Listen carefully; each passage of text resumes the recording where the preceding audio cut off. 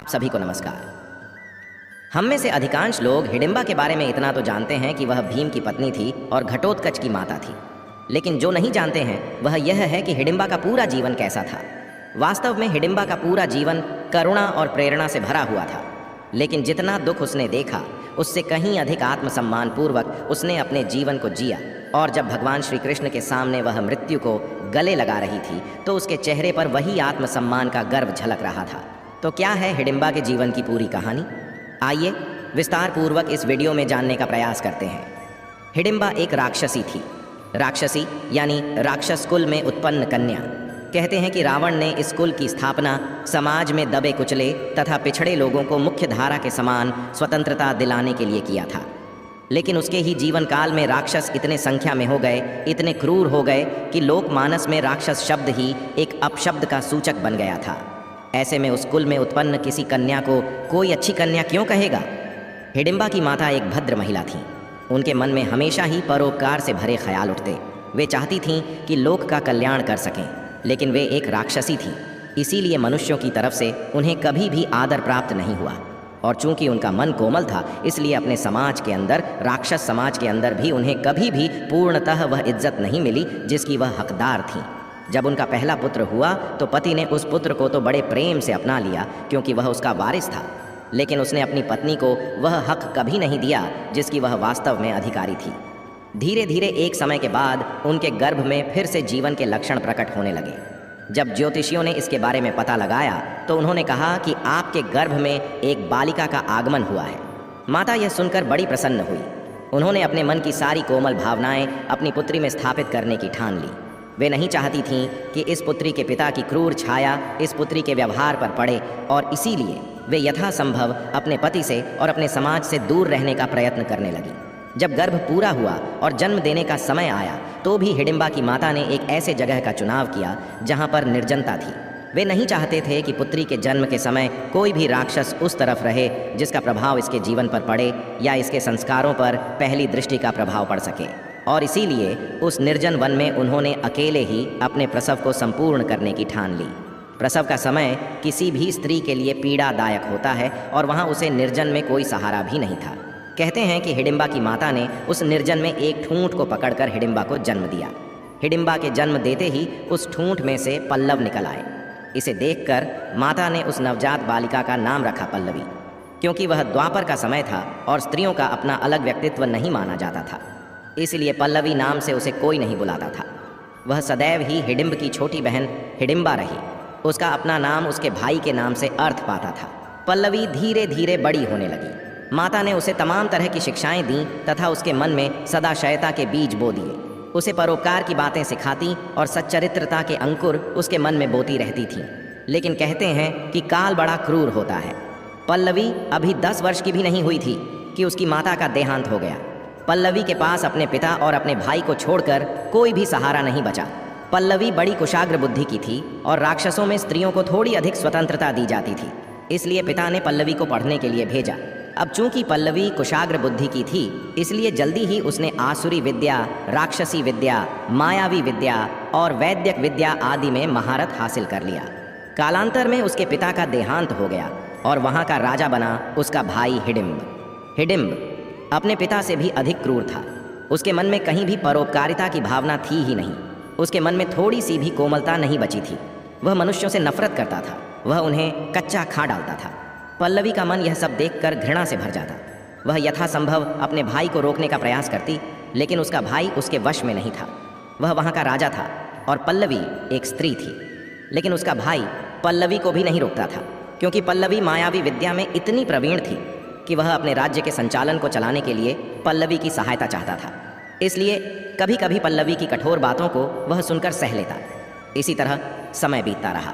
हिडिंब क्रूर से क्रूर होता गया और पल्लवी को समाज हिडिंबा के नाम से जानने लगा। उसे कभी भी यह नाम पसंद नहीं आया, लेकिन क्या करे, समाज जो नाम दे देता है वह तो चिपक ही जाता है। उसे लोग हिडिंबा के नाम से जानने लगे। पल्लवी नाम तो कब का भुला दिया गया। एक दिन उसके भाई ने उसके पास आकर खबर दी कि 5 हट्टे कट्टे नौजवान एक बूढ़ी स्त्री के साथ इस वन में पधारे हैं। वे सभी मनुष्य हैं और बड्ढे समय के बाद मनुष्य हमारे वन में आए हैं। मैं चाहता हूँ कि उन्हें एक एक करके खाऊं तो मायावी विद्या द्वारा उन्हें मेरे पास लाने का प्रयत्न करो। हिडिंबा अपने भाई की बातें यूं तो नहीं मानती थी, लेकिन जब वह जोर देता था तो उसके पास मानने के अलावा कोई चारा नहीं रहता था। लेकिन उस दिन जब पहले पहल उसके भाई ने कहा तो उसने कहा कि मैं ऐसा कोई काम नहीं करूँगी, तुम्हें उन्हें खाना है, तुम जानो तुम उन्हें कैसे खाओगे। यह कहकर हिडिंबा उस स्थान की तरफ चल पड़ी जहाँ उसका जन्म हुआ था। वह अक्सर ही ऐसे पलों में जब उसके मन में द्वंद्व होता था तो वहीं पर चली जाती। वहाँ उसे अपनी माता साक्षात प्रकट लगती थी। वह ठूंठ जो उसके जन्म पर पल्लव से भर गया था अब एक वृक्ष बन चुका था। पल्लवी वहीं पर विश्राम करती थी। उस शाम जब वह वहाँ पर पहुँची तो वहाँ पर देखा कि 5 पुरुष और एक स्त्री वहाँ बैठे हुए हैं। 4 पुरुष और वह वृद्धा स्त्री सोए हैं तथा एक हट्टा कट्टा पुरुष उनकी रखवाली कर रहा है। हिडिंबा यह देखकर क्रोध से भर गई। वह पेट डेच उसे माता के समान प्रिय था। वह नहीं चाहती थी कि कोई भी उसकी छाया में बैठे। वैसे भी वह निर्जन रहता था और चूंकि राजकुमारी का प्रिय स्थल था इसलिए कोई राक्षस वहाँ नहीं जाता था। लेकिन यह सभी उससे अनजान थे। आप अब तक समझ गए होंगे कि यह 5 पांडव थे और वह वृद्धा स्त्री उनकी माता कुंती थी और वे सभी जंगल में अपने निर्वासन के समय को व्यतीत कर रहे थे। तब तक द्रौपदी का स्वयंवर नहीं हुआ था। अर्जुन से और पांडवों से उसका विवाह नहीं हुआ था। लाक्षागृह से निकलने के बाद यह लोग भागे भागे से उस वन में आए और एक निर्जन स्थान को देखकर उस पेडी एच के नीचे विश्राम करने लगे। भीम पहरे पर बैठे थे और बाकी चारों भाई और माताएं निश्चिंत होकर सो रहे थे, क्योंकि भीम के रहते उन्हें किस बात का डर था। दोस्तों, अगर आपको हमारी कहानियाँ पसंद आती हैं तो इस वीडियो को लाइक करके हमारे चैनल को सब्सक्राइब अवश्य कीजिएगा। इसमें आपका तो 2 से 3 सेकंड का समय लगेगा, लेकिन हमारा चैनल इससे जीवंत बना रहेगा और सनातन के लिए किया गया हमारा प्रयास अधिक लोगों तक पहुंच सकेगा। हम आपसे इतनी अपेक्षा तो कर ही सकते हैं। अब आइए कहानी पर वापस लौटते हैं। तो उस वृक्ष की छाया में पांडवों को विश्राम करता देखकर हिडिंबा क्रोध से भड़क उठी। वह उन्हें जगाने के लिए तथा वहां से भगाने के लिए उनकी तरफ लपक पड़ी। उस समय वह भयंकर क्रोध से भरी हुई थी। जब वह उधर की तरफ बढ़ी तो उसके तथा पांडवों के बीच में अचानक ही एक शीला की तरह भीम आकर खड़े हो गए। भीम ने कठोरता से उसे पकड़ा और एक वृक्ष की तरफ लेकर चल दिया। क्योंकि भीम उसे पकड़े हुए थे और हिडिंबा ने भीम की देह दृष्टि पर जब नज़र डाली तो वह मंत्र मुग्ध हो गई। भीम हालांकि कठोर स्थिति में थे, उनकी आंखों से क्रोध की चिंगारियां फूट रही थीं, लेकिन हिडिंबा पहली ही नज़र में उनसे प्रेम कर बैठी थी। भीम हिडिंबा को पकड़कर एक तरफ ले गए ताकि उनके भाइयों और माता के नींद में खलल न पड़े। वहाँ ले जाकर उन्होंने कहा कि हमने तुम्हारा कोई अपराध नहीं किया, तुम हमें क्यों मारना चाहती हो। हिडिंबा उन्हें बड़े प्रेम से देख रही थी। भीम उसको इस तरह देखता देख लजा गए। उन्होंने भी पहली नज़र हिडिंबा पर डाली। हिडिंबा राक्षसी थी, लेकिन बहुत सुंदर थी। उसका रूप अपने आप में ही एक अप्सरा से अधिक था। वह एकदम कमनीय स्त्री लग रही थी। अभी उसका यौवन ताज़ा ही ताज़ा था। भीम भी उसे देखकर मोहित हो रहे थे, लेकिन कहीं ना कहीं उनके मन में गुस्सा भी था कि यह स्त्री बिना कारण हमें क्यों मारना चाहती है। जब उन्होंने हिडिंबा से इस बारे में कठोरता से पूछा तो हिडिंबा ने मुस्कुराते हुए पूरी कहानी बता दी और कहा कि यह मेरा स्थान है। मेरे स्थान पर कोई विश्राम करेगा तो मैं यह कैसे सहन करूंगी। भीम ने कहा कि यह निर्जन वन है। वन किसी एक का नहीं होता, वन सबका होता है। जो जहाँ पर है वहीं उसका हिस्सा है। हिडिंबा ने कहा कि यह वन चूंकि मेरा नहीं है, लेकिन फिर भी इस स्थान से मेरी माता की स्मृतियाँ जुड़ी हुई हैं, इसलिए मैं भाव से विह्वल हो गई। क्या आप लोग वे 5 प्राणी हैं जिसकी बात मेरा भाई कर रहा था। भीम ने कहा, तुम्हारा भाई कौन है। इस पर हिडिंबा ने कहा कि मेरा नाम हिडिंबा है और मेरे भाई का नाम हिडिंब है। भीम की आंखें खुल गईं। उन्होंने कहा कि अच्छा, तो तुम राक्षस हिडिंब की बहन हो, तब तो तुम भी उसके जैसे क्रूर होगी। हिडिंबा ने यह सुना तो उसका मन आहत से भर गया। उसने कहा कि तुम भाई के व्यक्तित्व से मेरे व्यक्तित्व की तुलना क्यों कर रहे हो। मैं एक अलग व्यक्तित्व हूँ, मैं एक स्वतंत्र व्यक्ति हूँ। क्या स्त्री होने के नाते मेरा अपना कोई गुण नहीं है।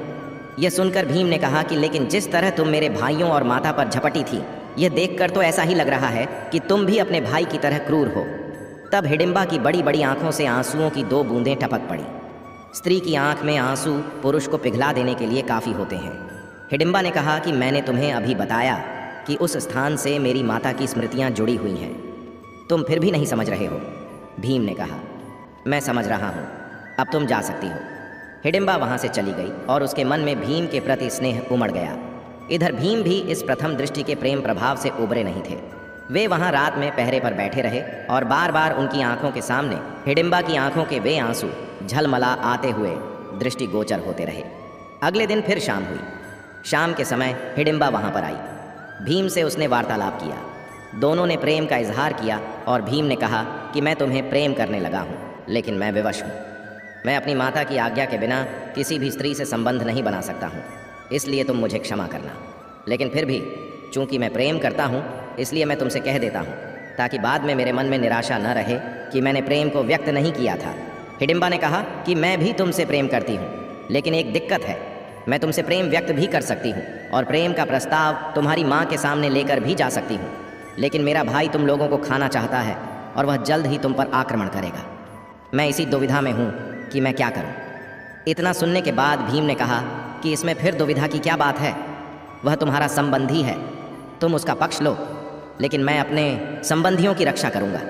अगर तुम्हारा भाई हमारे पास आएगा तो मैं उसे मार डालूंगा, तुम इसके लिए मुझे क्षमा करना। तब हिडिंबा ने भीम की आंखों में पूरे विश्वास के साथ देखते हुए कहा, संबंधी हो या भाई हो या पिता हो, अगर वह क्रूर है, अगर वह समाज के लिए गलत है तो उसे गलत मानना ही चाहिए। न्याय के लिए अपने बंधु को भी दंड देना अधर्म नहीं, धर्म है। मैं चाहती हूँ कि तुम मेरे भाई का नाश कर दो और यहाँ के राज्य का संचालन अपने हाथ में ले लो। भीम ने कहा, यह कैसे संभव है? इस पर हिडिंबा ने कहा कि निकुंभला देवी की पूजा करने के लिए वह तुम्हारी बलि देना चाहता है। इसमें 1 दिन का समय बाकी है, अगले दिन पूर्णिमा है और उस दिन वह अवश्य ही तुम पर हमला करेगा। तुम उस दिन उसे मार देना। हालांकि वह मायावी विद्या में पारंगत है, लेकिन मैं इस विद्या में उससे कहीं अधिक तेज हूँ, इसलिए जब वह तुम पर माया का प्रयोग करेगा तो उसके माया को मैं काट दूंगी। शारीरिक बल में तुम उससे जीत तो जाओगे ना? भीम ने कहा कि तुमने अभी मेरा बल कहाँ देखा है, वह कल युद्ध भूमि में देख लेना। हिडिंबा खिलखिलाती हुई वहाँ से चली गई। अगले दिन तय समय पर हिडिंबा ने आक्रमण किया। भीम ने डटकर उसका मुकाबला किया। वह एक समय तो अपनी तामसिक विद्या के द्वारा भीम पर भारी भी पड़ने लगा, लेकिन तत्काल ही हिडिंबा ने अपने तेज से उसके विद्या को काट दिया। और फिर जब केवल शारीरिक बल का युद्ध हुआ तो भीम के सामने हिडिंब कितनी देर ठहर सकता था। भीम ने हिडिंब का वध कर दिया। हिडिंब बड़ा ही क्रूर था, उसकी जनता भी उससे त्रस्त रहा करती थी। वह स्त्रियों को कभी भी इज्जत नहीं देता और लोगों के साथ लूट खसोट ही करता था। जब भीम ने उसका वध किया तो वहाँ की जनता भीम की जय जयकार कर उठी। वे सभी भीम को अपना राजा मान चुके थे। उसके बाद हिडिंबा कुंती के पास गई और वहाँ पर उसने भीम के साथ अपने प्रेम की बात बताई और भीम से विवाह करने का प्रस्ताव रखा। कुंती न केवल माता थीं बल्कि वे एक राजमाता थीं। उनके सामने सबसे बड़ा प्रश्न यह था कि अपने वन भटकते हुए बेटों को किस तरह से उनका अधिकार दिलाएं। ऐसे में वे जानती थीं कि यदि 5 बेटे अलग अलग शादियां करके अपना घर बसाने लगेंगे तो उनका एकत्व बिखर जाएगा, वे टूट जाएंगे और फिर उनका सपना हस्तिनापुर को जीतने का सपना ही रह जाएगा। अपने पति का वह सिंहासन जिसको कि उनकी बीमारी ने उनसे छीन लिया था, फिर कभी कुंती को मिल नहीं पाएगा। कुंती इन सब बातों को जानते हुए हिडिंबा से कहती हैं कि मैं भीम के प्रेम के महत्व को जानती हूँ, मैं प्रेम को स्वीकार करती हूँ, मैं उसे तुमसे विवाह करने की अनुमति भी दे दूंगी, लेकिन मैं तुम्हें कुलवधू के रूप में स्वीकार नहीं कर सकती हूँ, क्योंकि हम आर्य हैं और तुम राक्षसी हो। एक आर्य की कुलवधू राक्षसी हो, यह समाज को स्वीकार नहीं होगा और मुझे अपने बेटों को हस्तिनापुर का राजा बनाना है। इसके लिए समाज उनके पक्ष में रहे, यह बहुत ही आवश्यक है। यह सुनकर हिडिंबा तिलमिला गई। उसने माता कुंती से पूछा कि आर्यों की स्त्रियों और राक्षसियों के बीच में ऐसा क्या अंतर है जिसे आप हमें कुलवधू का स्थान नहीं दे सकती हैं?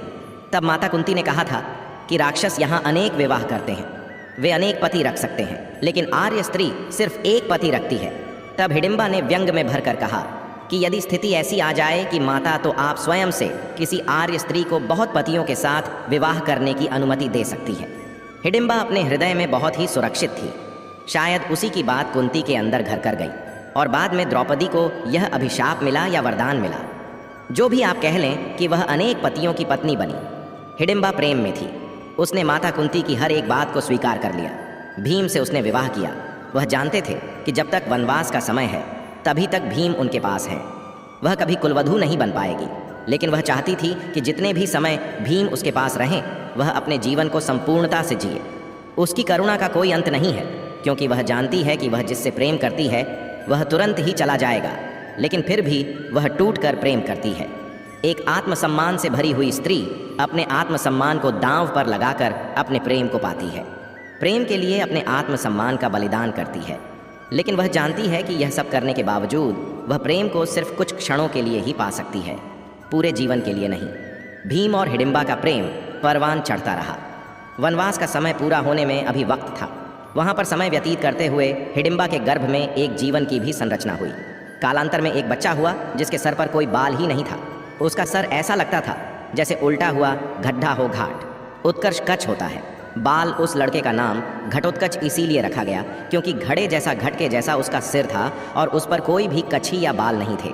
इसीलिए उस बालक का नाम हुआ घटोत्कच। घटोत्कच अभी मुश्किल से अपने पिता को पहचान ही पाता कि वहाँ से पांडव चले गए और जंगल में बच गई तो सिर्फ हिडिंबा और उसका पुत्र।